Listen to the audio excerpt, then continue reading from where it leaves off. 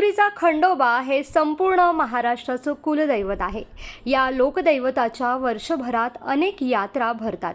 प्रत्येक यात्रेला वेगळी प्रथा आणि वेगळं महत्त्व आहे। माघ पौर्णिमेच्या दुसऱ्या दिवशी खंडोबा मंदिराच्या शिखराला काठी टेकवण्याचा मानाचा कार्यक्रम पार पडतो।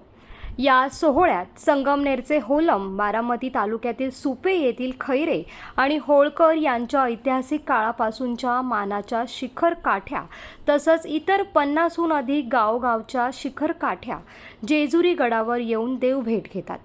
खंडोबा मंदिराच्या शिखराला मानाच्या काठ्या टेकवण्यात आल्या आणि हा सोहळा पाहणाऱ्यांच्या डोळ्यांचं पारणे फेडणारा ठरला।